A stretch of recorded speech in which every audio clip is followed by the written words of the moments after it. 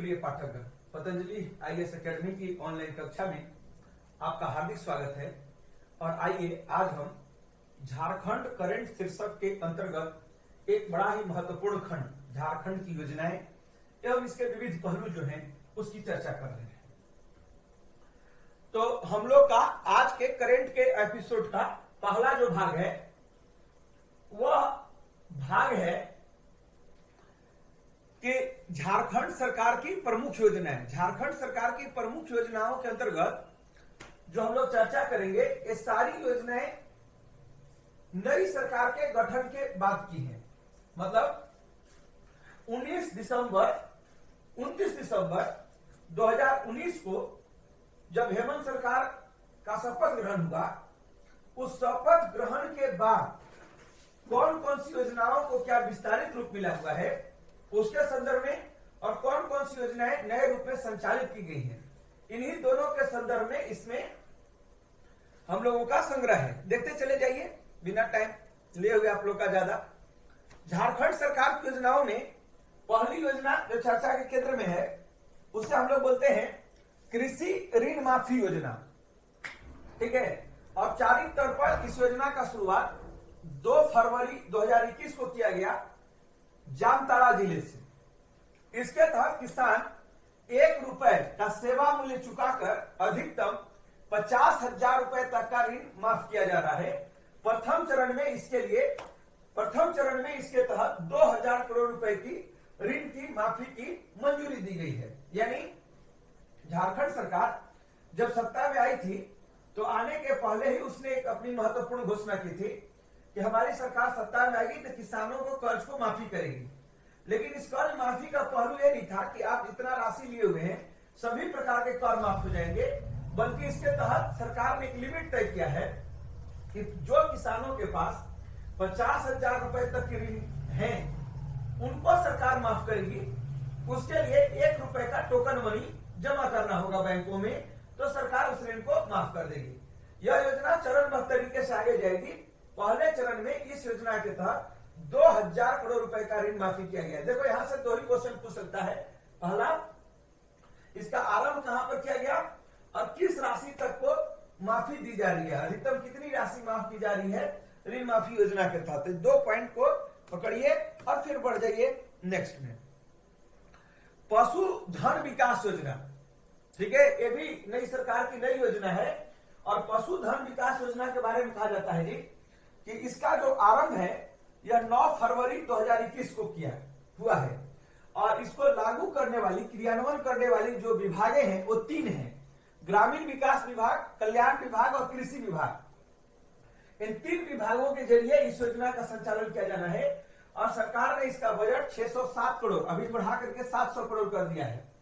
इस योजना के जरिए 50,000 से अधिक किसानों को 50 से 90%, मतलब न्यूनतम 50% और अधिकतम 90% अनुदान राशि देकर गौ पालन, मतलब गाय बकरी पालन, कुक्कुट पालन मतलब मुर्गी का पालन आदि का विकास किया जाएगा। 9 अगस्त जब विश्व आदिवासी दिवस वर्तमान में सरकार सेलिब्रेट कर रही थी, इस योजना में कुछ और महत्वपूर्ण परिवर्तन किए गए। और इस परिवर्तन के बाद इस योजना का जो स्वरूप है वो क्या है? पहला, अब इसका संचालन कृषि पशुपालन एवं सहकारिता विभाग के द्वारा किया जाएगा। दूसरी बात, इसका लाभ 1 लाख किसान परिवार को मिलेगा। इसका बजट 700 करोड़ रुपए होगा। इसका लाभार्थी झारखंड का कोई भी किसान होगा, लेकिन लाभुक का चयन ग्राम सभा करेगी, जिसे अंतिम रूप देने का अधिकार उपाध्यक्ष की अध्यक्षता वाली जिला स्तरीय कमेटी करेगी। लाभुक को बकरी, सुअर, मुर्गा मुर्गी, बतख सहित दुधारू गाय 100% अनुदान पर दिया जाएगा। 50% की सब्सिडी के साथ 6 महीने के अंतराल पर डेयरी कार्य हेतु 5-10 दुधारू गाय उपलब्ध कराए जाएंगे।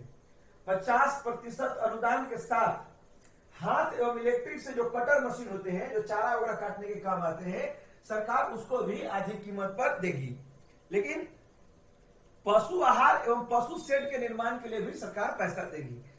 लेकिन यहाँ एक सलाह है आप लोगों को कि अगर हम लोग मई तक के प्रक्रिया का संचालन करें तो विश्व आदिवासी दिवस की जो प्रगति हम आपको बता रहे हैं 9 अगस्त को, एक वर्तमान 9 अगस्त की बात है। 9 अगस्त 2021 की बात है। यानी इसके बाद वाले पहलू को आप न भी देखें तो ऊपर वाले पहलू पर खाली ध्यान दीजिएगा कि पशुधन विकास योजना का संचालन 3 विभाग कर रहे हैं। 9 फरवरी से इसका संचालन हुआ है। बजट 607 करोड़ का है और इसमें न्यूनतम 50% और अधिकतम 90% अनुदान दिया जाएगा। ये मुख्य पहलू है।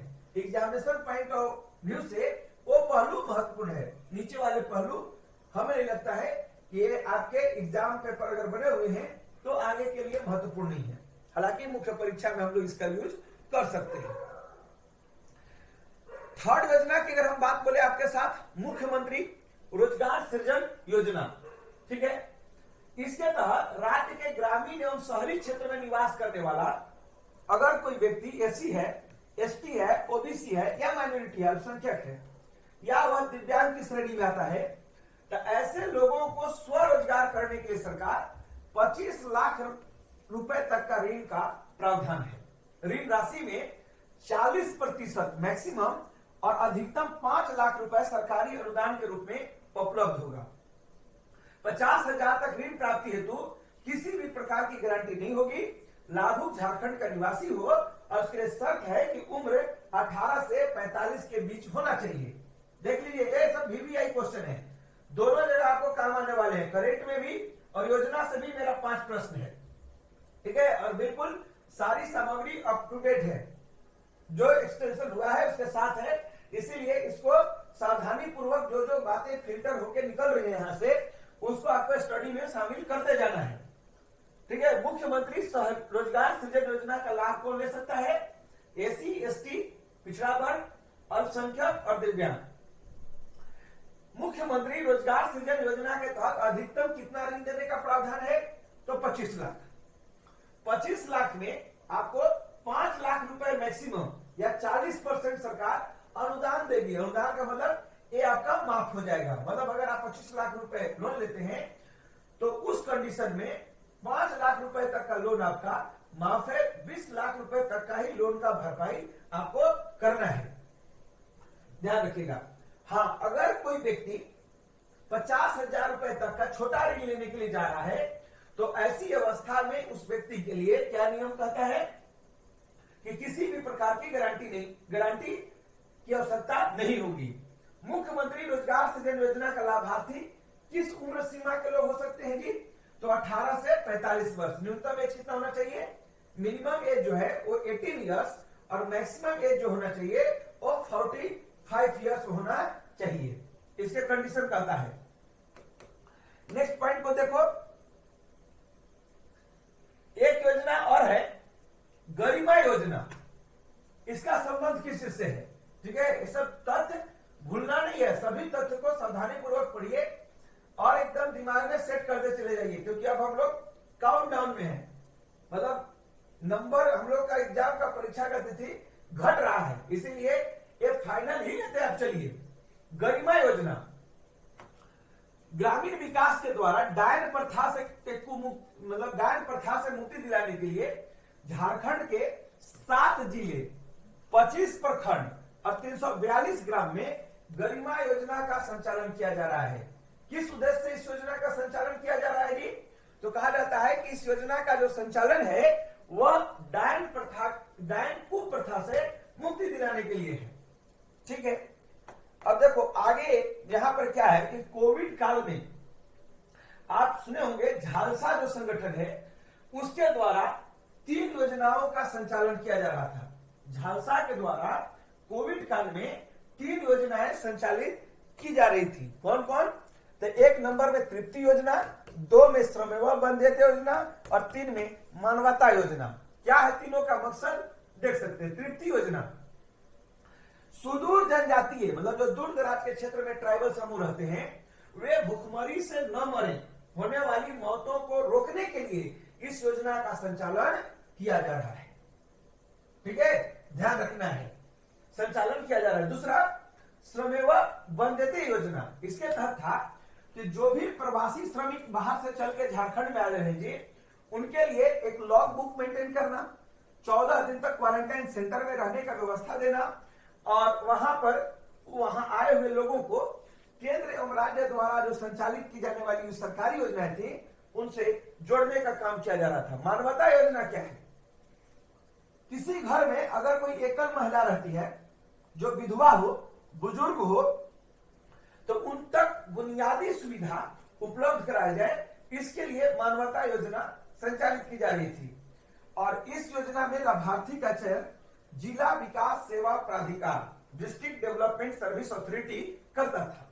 यानी झालसा संगठन ने कोविड काल में घर में रहने वाली एकल महिलाएं, जो अकेले महिलाएं थी, उनके लिए, ठीक है, और जो सुदूर जनजातीय क्षेत्र में ट्राइबल रहते थे उनके लिए योजनाओं का संचालन किया जा रहा था। श्रमिकों को रहने और रोजगार देने, ठीक है, जो है उसके लिए श्रमेवा बंधते योजना, ट्राइबल भूखमरी से न मरे इसके लिए तृप्ति योजना, और एकल महिलाओं के लिए मानवता योजना।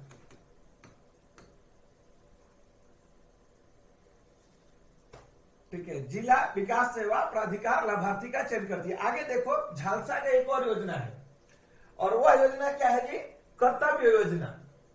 ठीक है, कर्तव्य योजना में क्या है कि अगर कोई कैदी जेल में बंद है, ठीक है, तो उसके परिवार को इस कारण अगर कोई दुख हो रहा है तो उसको तक बुनियादी सुविधा देने के लिए इस योजना का संचालन किया गया। मतलब इस योजना के तहत जेलों में बंद कैदी के परिवार एवं परिजनों के देखभाल का प्रबंध किया जाता है। या किसी का घर का पुरुष या महिला सदस्य जेलों में बंद है तो उसके घर के बच्चे कैसे हैं, उन्हें खाना पीना मिल रहा है कि नहीं मिल रहा है, इसका प्रबंधन इसके द्वारा देखा जाता है। यानी कुल मिला जुला करके हम लोग क्या देखे जी यहाँ पर कि तृप्ति योजना, गरिमा योजना, श्रमेवा बंधते योजना और मानवता योजना, ये चार योजनाएं झालसा के द्वारा संचालित योजनाएं हैं। चारों का संबंध कोविड काल से है।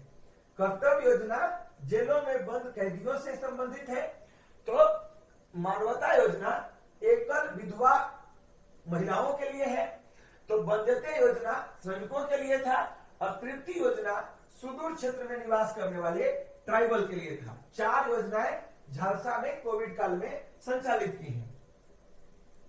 अब आ जाइए, आगे बढ़िए।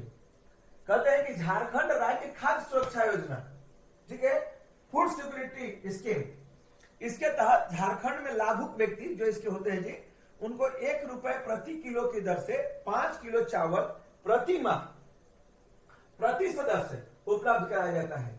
मतलब अगर एक परिवार 5 लोगों से मिलकर के बना है तो 5 लोगों के परिवार को ₹25 केजी अनाज ₹1 की दर से वर्तमान समय में दिया जा रहा है।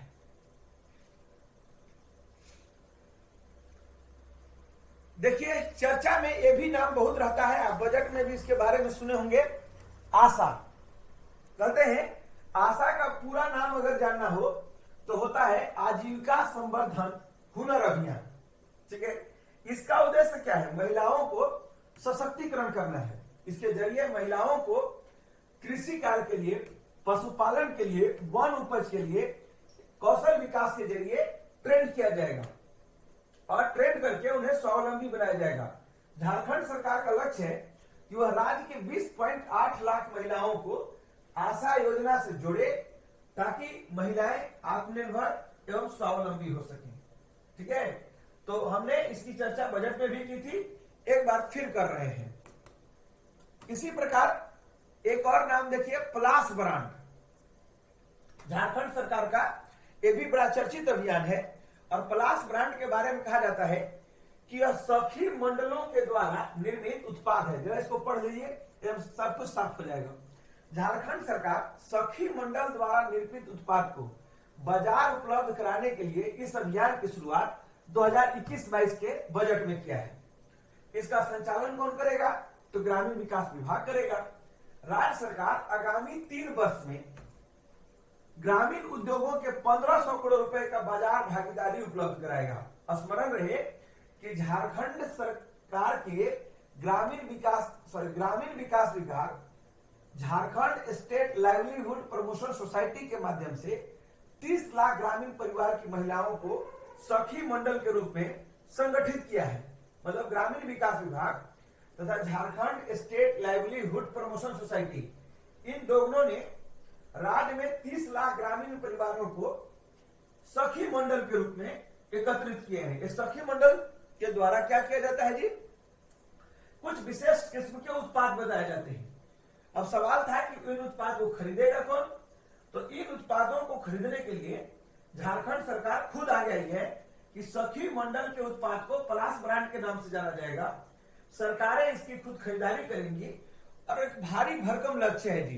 क्या लक्ष्य है कि 1500 करोड़ रुपए का बाजार सरकार उपलब्ध कराएगी। मतलब इनके जरिए सामानों की खरीद करेगी या उसकी आपूर्ति करेगी, बेचेगी। सब जोहार परियोजना, ठीक, कहते हैं कि वैसे तो इसका आरंभ 2017 में किया गया और इस परियोजना का उद्देश्य क्या है, ग्रामीण परिवारों को उत्पादक समूह के रूप में निर्मित करना, फिर उनका कौशल विकास करना और कौशल विकास करके उनके आय में वृद्धि करना। झारखंड सरकार इसके माध्यम से 2021-22 में 4000 उत्पादक समूह निर्मित करेगी, जिसके जरिए 2.1 लाख परिवारों को उत्पादन प्रक्रिया से जोड़ा जाएगा और रोजगार सृजन किया जाएगा। कहने का मतलब जैसे ग्रामीण महिलाओं को मिलाकर के सखी मंडल बनाया गया था, उसी प्रकार गांवों के पुरुषों को मिलाकर के एक उत्पादक समूह निर्मित किए जाएंगे, फिर उनको स्किल डेवलपमेंट कराया जाएगा ताकि वे अपना स्वरोजगार कर सके और इनके स्वरोजगार से क्या हो तो उनका आय में वृद्धि हो सके। ठीक है, ये पहले से चली आ रही संचालित है। विभिन्न कार्यों के लिए इसमें ऋण की उपलब्धता कराई जाती थी। नेक्स्ट देखो क्या कहता है, फूलो झानो आशीर्वाद योजना। ठीक है, फूलो झानो आशीर्वाद योजना। सरकार हड़िया दारू बेचने वाली महिलाएं 19,000 महिलाओं को चाहती है कि सम्मानजनक जिंदगी जिए और वे अपने आजीविका का साधन प्रदान करके आत्मनिर्भर बन जाएं। महिलाओं को चिन्हित करने का कार्य सखी मंडल द्वारा किया जाएगा। इसकी शुरुआत 19 सितंबर 2020 को किया गया। मतलब 29 सितंबर 2020 को झारखंड सरकार ने फूलो झानो आशीर्वाद योजना लॉन्च की। उद्देश्य क्लियर है। इस योजना का उद्देश्य है कि राज्य की वे महिलाएं जो हड़िया दारू बेचकर अपनी आजीविका चलाती हैं, वे अपने इस पैसे को छोड़ दें और उसकी जगह पर वे क्या करें तो कुछ रोजगार के हुनर सीखें और उसके जरिए अपने आय के साधन को बढ़ाएं। ऐसे 19,000 महिलाओं को मुख्य धारा में लाने का प्रयास सरकार कर रही है। फिर देखिए, जयपाल सिंह पारदेशीय छात्रवृत्ति योजना, राइट। कहते हैं इसका आरंभ कब किया गया जी, तो 29 दिसंबर 2020 को। मतलब झारखंड सरकार के शपथ ग्रहण के साथ ही इस योजना का आरंभ हो गया था। इस योजना में 22 सब्जेक्ट में पढ़ाई करने के लिए आदिवासी छात्र छात्राएं हायर एजुकेशन के लिए विदेश में जा सकते हैं। यहां ध्यान रखिए कितने विद्यार्थी प्रति वर्ष जाएंगे, ये बहुत इंपॉर्टेंट क्वेश्चन है। तो प्रति वर्ष 10 विद्यार्थी यहां से भेजे जाएंगे। चयनित विद्यार्थी great Britain, Ireland, Cambridge, Oxford जैसे हायर एजुकेशन में जाकर के मास्टर की डिग्री, एमटेक की डिग्री या डिग्री कोर्स ले सकते हैं। ठीक है, यानी प्रति वर्ष जो है 10 विद्यार्थी चयनित होंगे मारान गोम के पारदेशीय छात्रवृत्ति। पारदेशी मतलब विदेशों में जाके शिक्षा लेने के लिए सरकार इनका पूरा खर्च खुद से उठाएगी। अब देखिए, एक बड़ा नाम है जी और बहुत महत्वपूर्ण नाम है, सोना सोवरन योजना। ठीक है, सोना सोवरन के नाम से झारखंड में 2 योजनाएं संचालित की जा रही हैं, जिसमें एक शिक्षा से रिलेटेड है और एक योजना जो है वह लुंगी धोती साड़ी वितरण से रिलेटेड है। दोनों ही योजनाएं सोना सोवरन योजना के नाम से जानी जा रही है। इसके नाम से 2 योजनाएं हैं। पहला, ग्रामीण एवं शहरी शिक्षा के भेद को समाप्त करने के लिए 5000 विद्यालय को सीबीएसई पाठ्यक्रम से जोड़ा जाएगा। यानी पहली सोना सोवरन योजना जो है उसका संबंध शिक्षा में गुणवत्ता में सुधार लाने से है। जबकि दूसरी योजना के तहत जो बीपीएल परिवार है जी, उनको साल में 2 बार, वर्ष में 2 बार 10 रुपए में धोती, लुंगी, साड़ी में से कोई एक, तीनों नहीं, धोती, लुंगी, साड़ी में से जो है सो 10 रुपए में एक वस्त्र उनको उपलब्ध कराया जाएगा। तीनों अवलिख, ठीक है। साल में कितनी बार उपलब्ध कराए जाएंगे? तो साल में 2 बार उपलब्ध कराए जाएंगे। सरकार चाहती है कि 57 लाख परिवारों को इसका लाभ मिले और इसके लिए 200 करोड़ रुपए का विशेष बजट किया गया है। यानी सोना सोवरण योजना के तहत राज्य के स्कूलों को सीबीएसई पाठ्यक्रम से जोड़ा जाएगा और सोना सोवरण योजना के तहत 10 रुपए में साल में 2 बार धोती या लुंगी या साड़ी वितरण किया जाएगा। तो 2 योजनाएं इनके नाम से संचालित हो रही हैं। नेक्स्ट, बिरसा हरित ग्राम योजना। ये भी आप जानते हैं कोविड काल की योजना है जी। कहते हैं कि इसके तहत 2 लाख एकड़ सरकारी भूमि पर वनीकरण करना है, जंगल लगाना है। योजना के तहत 5 लाख परिवार को 100 फलदार वृक्ष दिए जाएंगे, जिसका रोपण, रख रखाव, उपयोग ग्रामीण परिवार करेंगे, लेकिन भूमि सरकार के पास होगी। सरकार इसके जरिए क्या हासिल करना चाहती है, तो आप उसे भी देख सकते हैं। कोरोना काल में इसके जरिए सरकार का लक्ष्य है जी कि 25 करोड़ मानव कार्य दिवस का सृजन किया जाए, यानी लोगों को रोजगार मिले। ठीक, इस योजना के तहत 2021-22 में 25,000 एकड़ भूमि पर वन रोपण कराना है। कहते हैं कि इस योजना सफल हुई तो 3 वर्ष बाद ग्रामीण परिवार को 50,000 रुपए का वार्षिक आय प्राप्त होने की संभावना है। ठीक है, इस अभियान के तहत 5 करोड़ पौधे लगाए जाने हैं। टोटल डाटा आपका अपग्रेडेड है, इसीलिए इसको सावधानी से देख लीजिए। बिरसा हरित ग्राम योजना, 2 लाख एकड़ भूमि पर पौधा लगाना है। कितने परिवारों को लाभ देना है? 5 लाख परिवार को। प्रति परिवार कितने वृक्ष दिए जाएंगे? तो 100 वृक्ष के लगाने, उगाने, बचाने और उपभोग करने का अधिकार किसके पास होगा? किसान के पास। जमीन सरकार दे रही है और स्वामित्व सरकार के पास ही रहेगा। इसके जरिए सरकार कोरोना काल में आने वाली बेरोजगारी संकट को दूर करना चाहती है। 25 एकड़ भूमि पर 1000 एकड़ जमीन पर पौधारोपण करना चाहती है और इसके जरिए लोगों को आय में भी वृद्धि करना चाहती है। सरकार का अनुमान है कि ऐसे कार्यक्रमों से एक ग्रामीण परिवार को 3 वर्ष बाद 50,000 रुपए तक का आमदनी हो सकता है। नीलांबर पीतांबर योजना, ठीक, ये भी कोरोना काल में शुरू किया गया योजना है जी। इसका उद्देश्य जल संरक्षण है। भूजल तथा वर्षा जल के संग्रहण हेतु कृषि के उपयोगी जल संग्रहण इकाइयां विकसित की जाएंगी। सरकार चाहती है कि जो नीलांबर पीतांबर जल समृद्धि योजना है जी, इस योजना के जरिए 10 करोड़ मानव कार्य दिवस का सृजन हो और 5 लाख एकड़ जमीन पर सिंचाई की सुविधा विकसित हो जाए। ठीक है, यानी नीलांबर पीतांबर जल समृद्धि योजना के जरिए क्या किया जाएगा जी? पानी को रोका जाएगा बाढ़ लगा करके, और इसके जरिए इस काम में जो लोग लगेंगे इससे कुछ रोजगार उत्पन्न होगा, ताकि कोरोना काल में बेरोजगार हुए लोगों को रोजगार दिया जा सके और 5 लाख एकड़ भूमि पर सिंचाई की सुविधा विकसित की जा सके। यह भी एक महत्वाकांक्षी लक्ष्य है सरकार का। एक साथ 3 योजनाएं लॉन्च हुई थी, जिसमें बिरसा हरित ग्राम योजना, नीलांबर पीतांबर जल समृद्धि योजना और तीसरी योजना जो है वो है पोटो हो खेल योजना। पोटो हो कोल्हान के स्वतंत्रता सेनानी थे, राइट। इसके तहत 1224 खेल योजनाएं संचालित की जानी है। क्या होगा इसके तहत? खेल के लिए कुछ आधारभूत इकाइयां विकसित की जाएंगी, मतलब मैदान वगैरह बनाए जाएंगे या उसके अनुकूल काम कराए जाएंगे और इन सब के जरिए लोगों को, पीड़ित परिवारों, कोरोना काल में पीड़ित बेरोजगारों को रोजगार दिया जाएगा। यानी कोरोना काल में रोजगार देने के लिए और साथ में सब्सिडी लाभ के लिए 3 योजना, बिरसा हरित ग्राम योजना, दूसरा नीलांबर पीतांबर योजना और तीसरा जो है सो पोटो हो खेल योजना। एक के जरिए सिंचाई सुविधाओं का विकास और भूजल का संग्रहण, दूसरे के जरिए खेल के मैदान या दूसरी इकाइयों का निर्माण, और तीसरे के जरिए पेड़ पौधों वृक्षारोपण को बल देना। तीनों योजनाओं के 3 अलग अलग उद्देश्य थे। राज्य सरकार के द्वारा एक और योजना चलाई गई जी, नाम है अल्पिन योजना। ठीक है, ULPIN। ULPIN का मतलब क्या होता है? Unique land parcel identification number.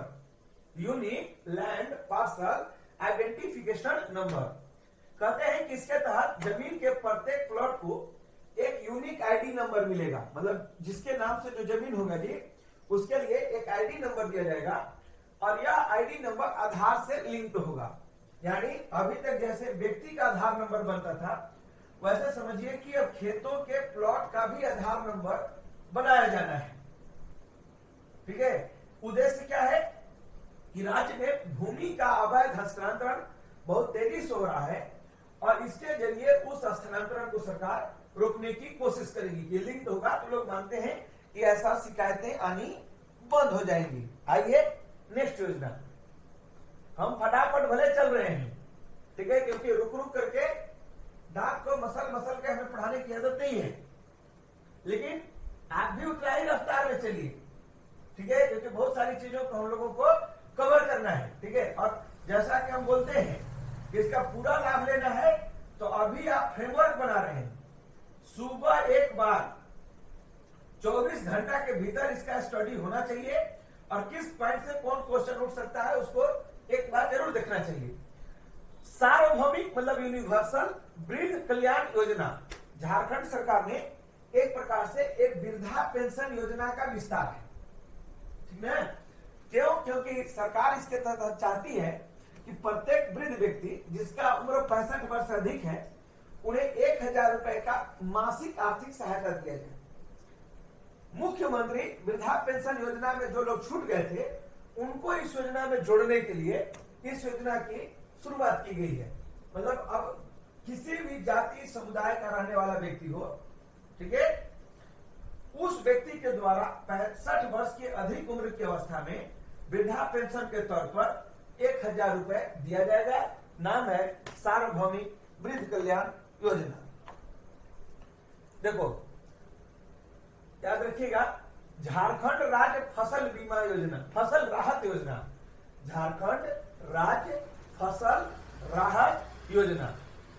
कहते हैं कि झारखंड में जो पहले से प्रधानमंत्री फसल बीमा योजना चल रही थी, उसको सरकार ने बंद करके 2020-21 में एक नई घोषणा की, जिसका बजट 100 करोड़ रुपए दिया गया है। उद्देश्य साफ है कि अगर खेती गृहस्थी या कृषि पर किसी भी प्रकार की कोई भी आपदा आती है या दुर्घटना होता है, तो इस दुर्घटना के जो शिकार फसल हैं, उनमें किसानों को आर्थिक सहायता दी जाए।